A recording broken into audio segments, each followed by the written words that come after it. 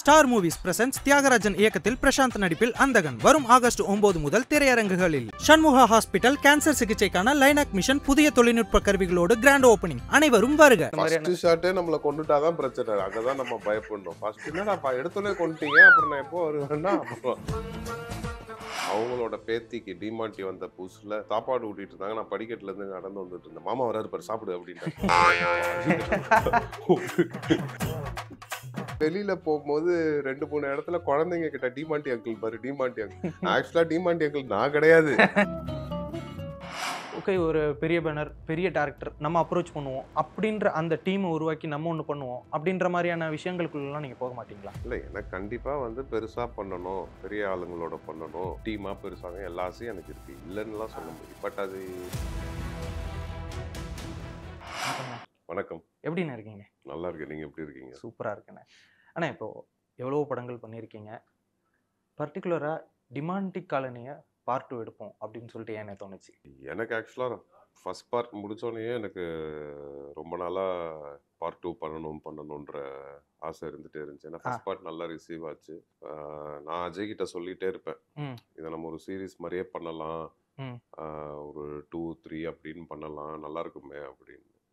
அஜய் என்ன சொன்னார், இது மாதிரி இல்லை ப்ரோ, அது நம்ம இமிடியேட்டாக ஒரு பிஸ்னஸுக்காக சும்மா டைட்டில் போட்டு ஒன்று ஆரம்பிக்க வேண்டாம், அதுக்கு ஒரு டைம் தேவைப்படும், நான் ஒர்க் பண்ணுறேன், கரெக்டாக அமைஞ்சா பண்ணலாம் அப்படின்னாரு. அது ஒரு டைம் ஆச்சு.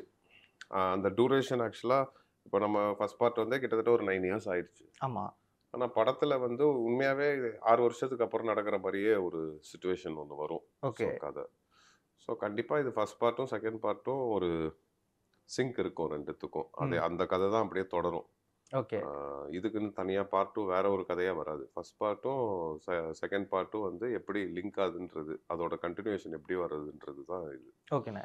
ஆனால் இப்போ பொதுவாகவே இந்த பார்ட் 1 வரப்போது சரி, அதோட சீக்வல் பார்ட் 2 வரதா இருந்தாலும் சரி, நிறைய வித்தியாசங்கள் இருக்கும். எந்த பார்ட்டோட பார்ட் 1 பார்ட் 2 பார்த்தாலுமே ஒரு பட்ஜெட் வைஸ் இப்போ அது ரொம்ப எளிமையாக இருக்கும். டக்குன்னு பார்ட் 2 ரொம்ப ஹை கிளாஸாக பட்ஜெட்டாக அதிகமாக இருக்கும். இப்போ இந்த படமுமே அதுதான். முதல் படத்தோட வெற்றியே அது அந்த கம்ஃபர்டபுளாக அந்த ஒரு ரூம்குள்ளே நடக்குது, எளிமையாக 4 பசங்க அப்படின்ற அந்த ஒரு விஷயம் இதில் கம்ப்ளீட்டாக வேறு மாதிரி இருக்குது. அதை நீங்கள் எப்படி பார்க்குறீங்க? நீங்கள் எனக்கு நீங்கள் சொல்கிறது கரெக்ட் தான். எனக்கு தெரிஞ்சு ஃபர்ஸ்ட் பார்ட்டோட இது ஒரு 5 to 6 டைம்ஸ் பிகர் ப்ராஜெக்ட் தான் இது. பட் அது அந்த ஸ்பேஸை ஐ திங்க் ஃபர்ஸ்ட் பார்ட் கொடுத்துருக்குன்னு நினைக்கிறேன். ரெண்டாவது அது அட்வான்டேஜாக எடுத்துட்டு நம்ம இதை பயங்கரமாக இது பண்ணலை. இப்போ அந்த டைமில் பார்த்தீங்கன்னா அன்னைக்கு என்னோட அது இப்போ இது பார்ட் 2ன்னும் போது இது மோர் ஆஃப் அஜய் படம் தான். ஓகேங்களா, டிமாண்டின்றது அஜயோட படம் தான். இப்போ ஃபர்ஸ்ட் பார்ட் பண்ணும்போது அவருக்கு புது படம், நான் மட்டும்தான் அதுக்கு முன்னாடி ஒரு 3-4 படம் நடிச்சிருந்தேன். அதை பேஸ் பண்ணி என் ப்ரீவியஸ் மூவிஸை பேஸ் பண்ணி வந்ததுக்கப்புறம் படம் பார்த்துட்டு படத்துக்காக நிறைய பேர் உள்ளே வந்திருப்பாங்க. பட் இந்த பார்ட் ஃபுல் அண்ட் ஃபுல் பார்த்தீங்கன்னா டேரக்டரோட இதுன்னு ஒன்று இருக்குது. இப்போ அஜய் ஞானமுத்துன்றது எல்லாருக்குமே தெரியும். அவர் டிமாண்டி காலனி, இமைக்கா நொடிகள், கோப்ரா அப்படின்னு எடுக்கும்போது ஸோ அவருக்குன்னு பார்த்தீங்கன்னா இப்போ இமைக்கா நொடிகளே டிமாண்டியோட ஒரு பெரிய பட்ஜெட்டில் தான் பண்ணியிருக்காரு. கோப்ரா அதோட பெரிய பட்ஜெட்டில் பண்ணாரு. ஸோ அன்னைக்கு டிமாண்டி ஃபர்ஸ்ட் பார்ட் எடுக்கும்போது அவரோட ஸ்பேஸ் கம்மி. மேபி அவருக்கு பெட்டர் பட்ஜெட் கிடந்திருந்தா இன்னும் நிறையா சீக்வன்ஸ் இன்னுமே அதில் நல்லா எடுத்திருக்கலாம். ஸோ அதில் எடுக்க முடியாதெல்லாம் அவர் இதில் எடுத்திருக்காரு. ஓகே, இத்தனைக்கும் ஃபர்ஸ்ட் பார்ட் நாங்கள் தான் ப்ரொடக்ஷனு. பட் ஆனால் அவ்வளோ ஸ்பேஸ் எங்களால் அப்போது கொடுக்க முடியல. பட் இப்போ அவருக்கு அந்த இது கிடச்சிருக்கு. ஸோ அவர்னால இன்னும் நிறையா அப்போ பண்ண முடியாதெல்லாம் இப்போ இந்த பட்ஜெட்ல பண்ணியிருக்காரு. ஓகே, ஆனால் இப்போ நீங்க முதல்ல படம் பார்க்கும்போதே அவர்கிட்ட என்ன சொன்னேன்னா, இந்த பார்ட் 2 இவ்வளோ ஆச்சுன்னு அவர் என்கிட்ட சொன்னாரு. பட் அந்த பட்ஜெட்டோட எனக்கு விஷுவல் இன்னும் அதிகமா இருக்கிற மாதிரி தான் இருக்கு. கண்டிப்பா மேக்கிங்காவே ரொம்ப நல்லா பண்ணியிருக்காங்க. கண்டிப்பாண்ணே. ஆனால் இப்போ முதல் படம் அதை டிமாண்டி காலனி எடுக்கும்போது முதல் படம் அப்போ நீங்கள் அவரை பார்த்துருப்பீங்க. அதுக்கப்புறம் இமைக்கா நொடிகள், கோப்ரா அப்படின்னு சொல்லிட்டு ஹை பட்ஜெட் வெவ்வேறு ஆக்டர்ஸ்கிட்ட போயிட்டு வரும்போது மறுபடியும் டிமாண்டி காலனி 2ல மறுபடியும் அவரை பார்க்கும்போது அவர்கிட்ட என்னென்ன மாற்றங்கள்லாம் நீங்க பார்த்தீங்க? இல்லை, என்கிட்ட அவர் அதே தான் இருக்காரு, அதே மாதிரி தான் இருக்காரு. ஏன்னா எனக்கு அவர் கிட்டத்தட்ட 9 இயர்ஸாக பழக்கம். படம் பண்றதை மீறி இதுக்கு நடுவில் எங்களுக்குள்ள பேசிட்டுலாம் இருப்போம். ஒரு ஃப்ரெண்ட்ஷிப் மெயின்டைன் ஆகிட்டு தான் இருந்துச்சு. ஏதாவது ஒரு ஒரு ஏதோ ஒரு அக்கேஷன்ல மீட் பண்ணுவோம். ஃபோன்லலாம் ரெகுலரா டச்ல தான் இருந்தோம். பார்ட் 2 அப்போ வந்து எனக்கு அவரோட கான்ஃபிடன்ஸ் தெரிஞ்சுது. நல்லா கான்ஃபிடென்ட்டா இருந்தாரு. பார்ட் ம் 1லயும் அவர் கான்ஃபிடென்ட்டா தான் இருந்தாரு. ம் பட் முதல் படம்னும் போது எப்படி இது ஏத்துக்க போறாங்க, எப்படி ரிசல்ட் வரும்ன்ற பயம் அவர்கிட்ட இருந்துச்சு. ம் பட் இப்போ அவர் நல்லா கான்ஃபிடென்ட்டா இருந்தாரு. ம் லைக் என்ன சொல்றது, அவரு ஹேண்டில் பண்ற விதமே சரி. ம் இப்போ ஃபர்ஸ்ட் படம்னும் போது எல்லாம் ப்ரொடக்ஷனும் அவரை பார்த்துக்க வேண்டியதா இருந்துச்சு சில விஷயங்கள்ல. ம் பட் இதுல அவர் ப்ரொடியூஸும் பண்ணி ம் டைரக்ஷனும் பண்ணியிருக்காரு. ஸோ நல்லாவே ஹேண்டில் பண்ணாரு. எல்லாரையும் ஹேண்டில் பண்ணது ரொம்ப நல்லா இருந்துச்சு. ஆ ரெண்டாவது இப்போ என் கேரக்டர்னு கிடையாது. அந்த பர்டிகுலர் ஷாட்ல எத்தனை ஆர்டிஸ்ட் இருக்காங்களோ எல்லாரோட பெர்ஃபார்மன்ஸும் அவர் பண்ணி காட்டுவாரு. அது ம் ஒரே மாதிரியும் இருக்காது. ம் நான் பண்ண வேண்டியது வேற மாதிரி பண்ணி காட்டுவாரு. ம் சும்மா அதை சீனா சொல்லாம டைலாக்கா சொல்லாம அந்த கேரக்டர் மாதிரி அவர் பண்ணி காட்டினார். நான் சொல்லுவேன், ஏங்க யார் பண்ணாலும் நீங்க பண்ண அளவுக்கு வரமாட்டேதுங்க அப்படின்னுவேன். ஓகே அண்ணா அது நாங்க எல்லாருமே சொல்லுவோம். நானு, பிரியா பவானி சங்கர், அருண் பாண்டியன் சார் எல்லாருமே மானிட்டர்ல உட்காந்துருந்தோம்னா பிரியா பவானி சங்கர் அஜய் பண்ணும்போது அது வேற மாதிரி இருந்துச்சுல்ல ம் அப்படின்னு. அதே மாதிரி ஏதாவது ஒன்று சொன்னாலே அவங்களும் சொல்லிடுவாங்க, நீங்களே ஒரு தடவை பண்ணி காட்டிருங்க அப்படின்னு. ம் அண்ணா இப்போ உங்களுக்கு ஒரு பிராண்ட் இருக்குல்ல, இப்போ இவர் வந்து வித்தியாசமா பண்ணுவார் அப்படின்ற அந்த பிராண்டெல்லாம் இப்போ இருக்கு. 2015 சமயத்தில் நிறைய பேய் படங்கள்னால காமெடி அப்படின்ற ஒரு விஷயம் வந்தது, ஒரு சென்டிமெண்டலாக அப்படி ஒன்று விஷயம் இருக்கும். அந்த சமயத்தில் டிமாண்டி காலனிங்கிறது கம்ப்ளீட்டாக கான்ட்ராஸ்டான ஒரு சப்ஜெக்ட். 4 பசங்க, கம்ப்ளீட்டாக ஒரு ஃபாரின் பேய், இந்த மாதிரியான விஷயங்கள்லாம் இருக்கும்போது அந்த சமயத்தில் எப்படின்னு அதை ட்ரஸ்ட் பண்ணீங்க நீங்கள்? ஓகே இது ஒர்க் அவுட் ஆகும் அப்படின்னு சொல்லிட்டு. இல்லை, எனக்கு கதை கேட்கும் போதே நமக்கு ஒரு இப்போ நம்ம ஒரு படம் பார்க்கும்போது நம்ம ஒன்று ம் நினைப்போம், பயங்கரமா இருக்கு இது அப்படின்னு நினைப்போம். ஆ நான் இந்த கதையும் அப்படிதான். கதை கேட்கும் போதே எனக்கு அந்த ஒரு ஃபீல் இருந்துச்சு. ம் நான் இதுல என் ரோல் என்ன, ம் நான் எவ்வளவு நேரம் வருவேன், நமக்கு என்ன, அதெல்லாம் நான் யோசிக்கல ம் படமா. ஏன்னா நான் அதுக்கு முன்னாடி 4 போலீஸ் நல்லா இருந்த ஊருன்னு பண்ணேன். ம் அதுல பாத்தீங்கன்னா பேரு தான் நான் நடிக்கிற என் பேரு போட்டு 4 போலீஸ் நல்லா இருந்த ம் ஊர்னு. அதுல ஆக்சுவலா ஹீரோ வந்து பாத்தீங்கன்னா சிங்கம்புலின்னு, அவருக்கு ம் தான் அதுல ஸ்கோப் அதிகமா இருக்கும். ஆ மௌனகுருவுமே பாத்தீங்கன்னா கருணாகரன்றது ஸ்ட்ராங் கேரக்டர். பட் அவனை சுத்தியும் பவர்ஃபுல்லான கேரக்டர்ஸ் உமாரியாஸ் இருப்பாங்க, ம் ஜான் விஜய் சார் இருப்பார். முதல் படம் வம்சம்லயும் அப்படிதான். ஆ ஸோ இதுல வந்து நான் கதை கேட்கும் போதே சுவாரஸ்யமா இருந்துச்சு. ம் அந்த என்ன சொல்றது, அந்த த்ரில்லிங் அது எல்லாமே கேட்கும் போதே அந்த ட்விஸ்ட் அண்ட் டர்ன்லாம் ரொம்ப பிடிச்சிருந்துச்சு. அதனால தான் ஒத்துக்கிட்டேன். ஆனா உங்களுக்கு வந்து இப்போ பொதுவாகவே இந்த ஹீரோக்கள் அப்படின்னா ஐ மீன் ஒரு மித் மாதிரி இருக்கும்ல, எனக்கு அதிக சீன் இருக்கா இவங்களுக்கு அப்படின்னு சொல்லிட்டுலாம் கம்பேர் பண்ணுவாங்களா? நீங்க அப்படி பண்ண மாட்டீங்களாண்ணே? இல்ல, இதுல பாத்தீங்கன்னா எனக்கு தெரிஞ்சு பிரியா பவானி சங்கருக்கு என்னோட அதிக இது உண்டு. இப்போ ஸ்கோப். ஸ்கோப் ஜாஸ்தி. இதுல ஆ அவங்களுக்கு தான் அதிக ஸ்பேஸ் இருக்கும். ஏன்னா கதை கதை வந்து இப்போ இப்போ அந்த இடத்துல நான் வந்தேன்னா கதை ஒர்க் அவுட் ஆகாது. இப்போ என் கதையை நானே சொல்ல முடியாதுல்ல. இப்போ அவங்க சில விஷயத்த சொல்லுவாங்க. ஸோ ஆ அவங்களுக்கு தான் இதுல ஸ்பேஸும் அதிகம். ஆ இந்த கதைக்கும் அதுதான் தேவைப்பட்டுச்சு. இப்போ இதுல போய் என்னோட போர்ஷன் அதிகமா இது பண்ணா அது நல்லா இருக்காதுல்ல. ஆ நான் ஒரே ஒரு இது மட்டும் இந்த இதுல அஜய் கிட்ட ஒண்ணு சொன்னேன். அது ம் கூட ஜாலியா சொன்னேன். இது மாதிரி ஒரு பர்ட்டிகுலர் சீன் வந்து நாங்க ஆக்சுவலா ஒரு ஃபுல் டே ஷூட் பண்ணோம். ஆ ஸ்டெடி கேம் வச்சு ஒரு ஃபுல் டே. ம் அந்த சீன் வந்து படத்திலே இல்ல இப்போ. ஆ அது மட்டும் சொன்னேன். என்ன அஜய், அவ்வளோ கஷ்டப்பட்டு எடுத்தோம். நானும் அது அது வந்து நானே அவர்கிட்ட ஒன் மோர் கேட்டு கேட்டு வேற பண்ணேன். ம் பட் இப்போ படத்தோட அந்த ஸ்பீடு மூட் எல்லாம் கெடுத்துடக்கூடாதுல்ல. ஆ அதுக்காக அது எடுத்துட்டோம். ஓகே மேபி நாளைக்கு டெலிட்டட் சீன்ஸ்ல வரலாம். கண்டிப்பா. ம். ஆனா இப்போ ஆ, நிறைய நீங்க உங்களோட படங்கள் வந்து அந்த த்ரில்லர், உருக்கமான அந்த ஒரு முகம், அதுல இருந்து இப்ப டக்குன்னு கம்ப்ளீட்டா வேற ஒரு கதை பண்ணும்போது உங்களுக்கு அந்த ஸ்விட்ச் பண்ணிக்கிறது எப்படி எந்த அளவுக்கு கஷ்டமா இருக்கும்? இல்ல, எனக்கு இப்போ சில நேரத்துல அடுத்த படத்துல ஸ்விட்சே பண்ண வேண்டிய நிலைமை தான் வந்திருக்கு. ஏன்னா அடுத்ததும் த்ரில்லரா இருக்கும். ஆ, என்ன இது உருன்னே இருக்கு. எங்க வீட்லயே எங்க அத்தை ஒருத்தங்க இருக்காங்க. அவங்க அந்தியூர்ல இருந்து ஒரு தடவை வரும்போது, எங்க அம்மா சைடு ரிலேட்டிவ் அவங்க ஆ. வரும்போது, அவங்களோட பேத்திக்கு டிமாண்டி வந்த புதுசுல சாப்பாடு ஊட்டிட்டு இருந்தாங்க. நான் படிக்கட்டுல இருந்து நடந்து வந்துட்டு இருந்தேன். மாமா வராரு பாரு சாப்பிடு அப்படின்ட்டாங்க. அட பாவிகளா. எனக்கு அதே மாதிரி வெளியில போகும்போது 2, 3 இடத்துல குழந்தைங்க கிட்ட டிமாண்டி அங்கிள் பாரு, டிமாண்டி அங்கிள். ஆக்சுவலா டிமாண்டி அங்கிள் நான் கிடையாது. அவர் அந்த வெள்ளைக்கார அங்கிள். ஆ, அவர் அந்த போர்ச்சுகல் அங்கிள். ஓகேயா? ஸோ என் ஒய்ஃபே சொல்லுவாப்புல, ஏன் உருன்னு பாக்குறீங்க ம். அப்படின்னு. ஒய்ஃபே என்ன கிண்டல் பண்ணுவாப்புல, ஏதாவது வெளில போயிட்டு சரி போயிட்டு வா அப்படின்னு. ஏன் பதில தான் ஒழுங்கா சொல்லையா அப்படின்னு. அது மேபி படத்துனாலே எனக்கு அப்படி ஆயிடுச்சான்னு தெரியல. ஓகே.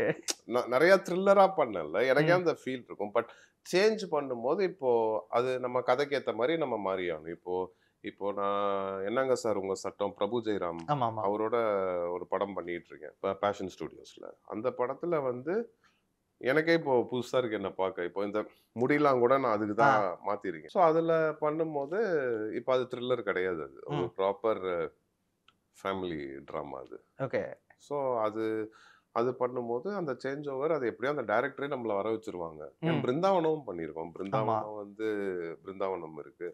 களத்தில் சந்திப்போம். களத்தில் சந்திப்போம் கூட அவர் கேரக்டர் ஜாலியா இருக்கும். எந்த சீரியஸான கேரக்டர் மாதிரி இருக்கும். ம் ஆமா. எனக்கு கழுவேர்த்தி மூக்குன்னு எனக்கு ரொம்பவே பிடிக்கும்ண்ணே. ஓகே.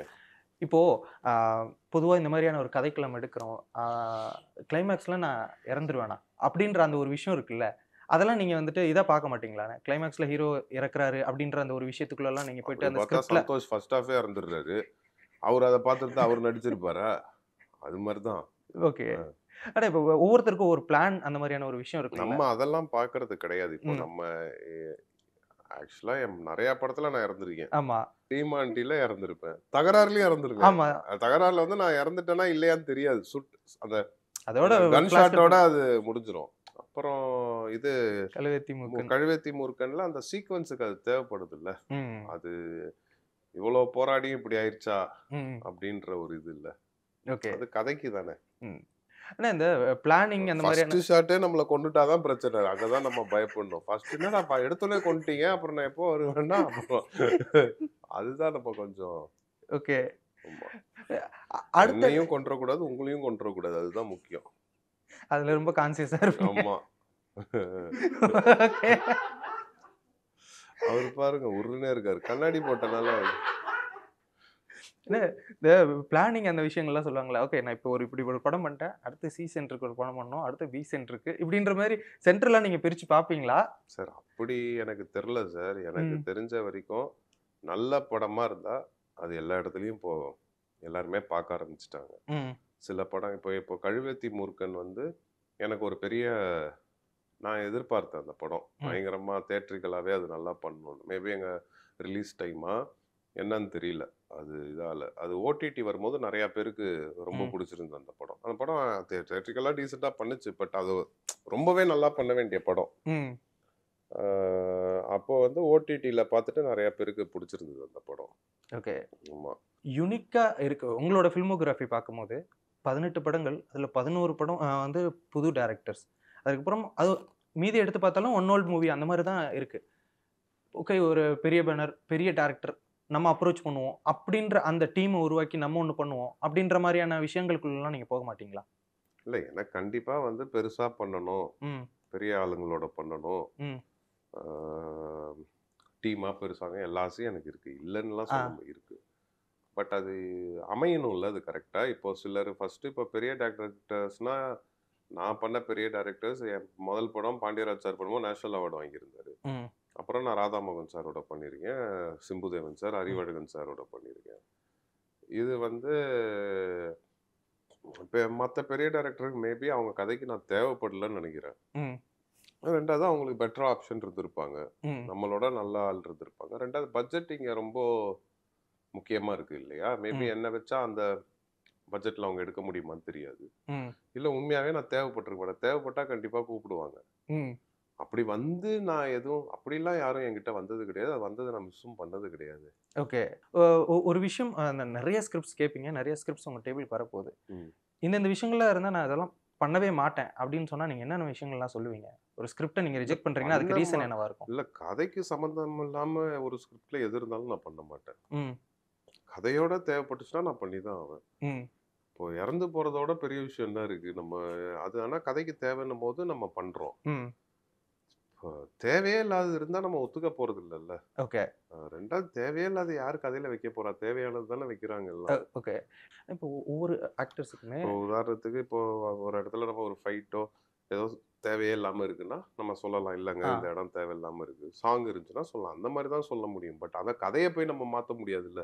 புரியுதுண்ணே. ஏன்னா இப்போ ஒவ்வொருத்தருக்குமே ஒரு கைண்ட் ஆஃப் அந்த டெஸ்டினேஷன் அப்படின்ற ஒரு விஷயம் வச்சிருப்பாங்க. சிலர் வந்து அவார்ட்ஸ்க்காக படம் பண்ணுவாங்க. சில பேர் அந்த 100 crores 200 crores அந்த மாதிரியான ஒரு விஷயம் இருக்கும். நான் படம் பண்றது இதுக்காக மட்டும்தான் அப்படின்ற மாதிரி நீங்க சொல்லுவீங்கன்னா என்ன விஷயங்கள்லாம் சொல்லுவீங்க? இல்லை எனக்கு வந்து நான் எப்படி பார்க்குறேன்னா ஒரு 10-15 வருஷம் கழிச்சு நம்ம கெரியர் ம். முடிகிற ஸ்டேஜ் விட்டுட்டு போகிற ஸ்டேஜில் அப்போ அப்படி ஒன்று வரும்போது இவ்வளோ படம் பண்ணால் எல்லாமே டீசெண்டாக இருந்துச்சு. ம். அந்த நேம் எனக்கு வேணும்னு நான் பார்க்குறேன். ஃபஸ்ட்டு இவ்வளோ படம் அதே மாதிரி என்னை வச்சு எடுத்த ப்ரொடியூசர்ஸ் எல்லாம் தப்பிக்கணும், அது போதும். ஓகே. ஸோ அதே மாதிரி எந்த படம் பண்ணாலும் அந்த படத்துக்கான பட்ஜெட்டை மீறி அது போயிடக்கூடாது. ஓகே. ஆமாம். ஆனா இப்போ உங்க படங்கள் எல்லாம் உங்க வீட்ல பார்த்துட்டு நீங்க ஏன் இந்த மாதிரியான படங்கள்லாம் பண்ண மாட்டீங்க அப்படின்னு சொல்லிட்டு ஏதாவது கம்பேர் பண்ணிலாம் பேசுவாங்களா வீட்ல? எங்கள் அத்தை செல்வி அத்தை சொல்லுவாங்க அடிக்கடி, நீ என்ன சந்தோஷமாகவே வர மாட்டேற படத்தில் சோகமாகவே வர அப்படின்னுவாங்க. நான் எப்படி பேயை பார்த்து நான் சந்தோஷமா பட முடியும்? சோகமாக பயந்து ஓட தான் முடியும். பட் அவங்க சொல்லுவாங்க ஹாப்பியாக ஏதாவது படம் பண்ணு, ஆ. ஜாலியாக கலகலன்னு பண்ணுன்னு எங்கள் செல்வியத்தை தான் அடிக்கடி சொல்லிட்டே இருப்பாங்க. ஓகே. பட் சிலர் என்ன சொல்லுவாங்க, உனக்கு இந்த மாதிரி நல்லா செட் ஆகுது அப்படின்னுவாங்க. ஓகே. இப்போ அது இப்போ இந்த பேய் படம், அந்த ஹாரர் த்ரில்லர் இந்த மாதிரியான விஷயங்களுக்குலாம் நீங்க ஏதாவது மெனக்கெடுவீங்களா?